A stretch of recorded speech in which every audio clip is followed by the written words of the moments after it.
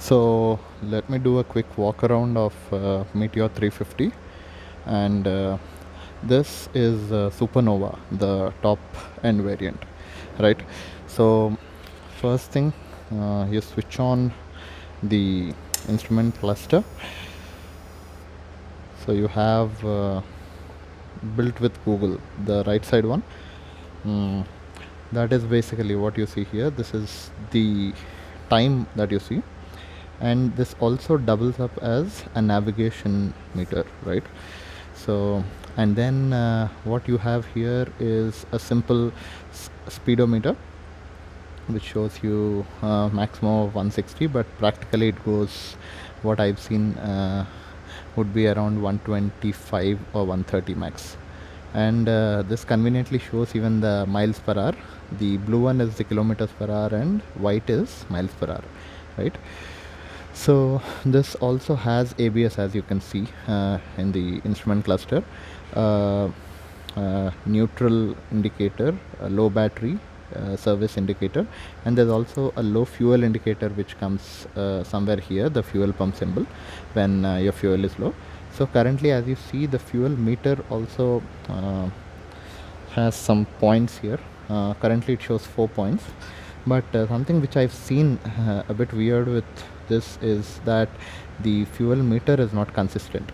So when it's on the side stand, as it is now, it shows 4 points, but the moment you make it stand up, within a minute or two, this goes down to 2 or something, right?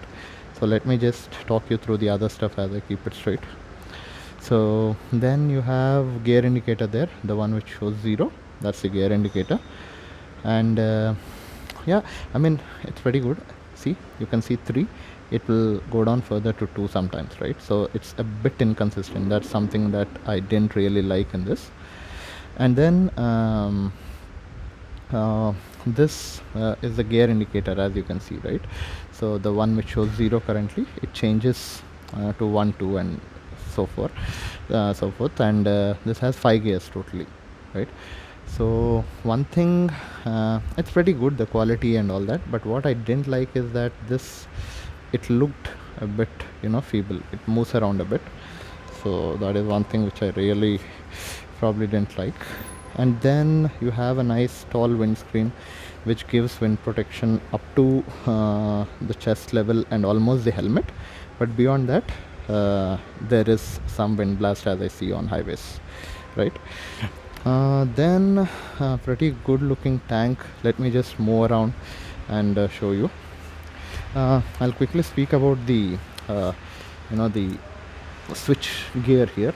This is basically the engine kill switch this side.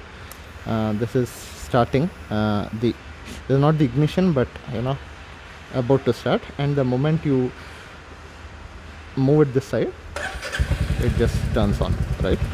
So that's basically the instrument cluster. Then the good part here is, if you notice this part here, this is the usual light, but if you move it to right, your hazard lights switch on. So that's a really good feature for a bike of this class. So that's a pretty cool feature, right? So that's done.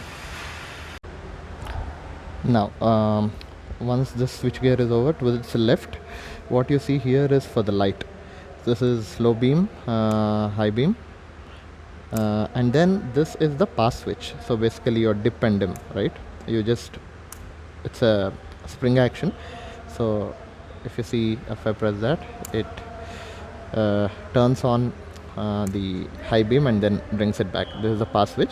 But something which I didn't like with this layout is that you typically hold your clutch and you're cruising along, and suddenly you need to pass. This is usually the place where many pass switches are kept, right? But here, to reach out all the way and then do this, usually when you're cruising, that's a bit of a hassle, right? So I really didn't like that. The other thing which I found is the horn, right? So you typically hold it like this, you need to reach out quite a bit to reach out to the horn then. So that's something which I feel it should have been extended slightly, or placed slightly left. And this one is the standard the indicators, of course. So moving on, there's a daytime running lamp, the halo one, which runs around, and then you have halogens for your headlight, right? So that is standard. Then you have a dual paint scheme here.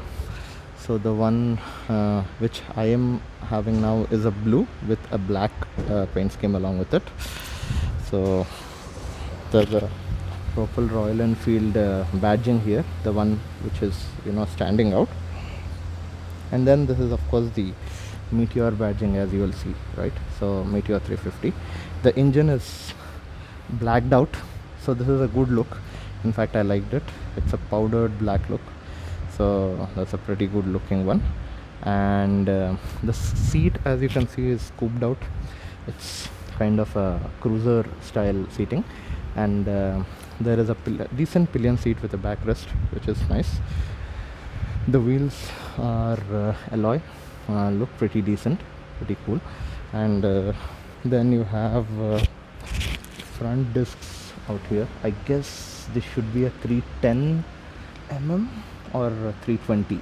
I'll just place the details, I'm not very sure of this. So, and the front brake is bi-brake, so braking performance is pretty decent, I would say. It's not really strong, but sufficient for this bike, right? So it has conventional forks. Then what else? And this, the standard double spring rear suspension, and it also has a decent looking a tail lamp as well, right? And the exhaust for this is not too stubby. It's kind of lean, and it sounds pretty okay. Not as good as the older models for thumb, but does a decent job. So yeah, mirrors, chrome mirrors, they are sufficient. They do a decent job of it. So that's all with respect to the whole walk around of Meteor Supernova.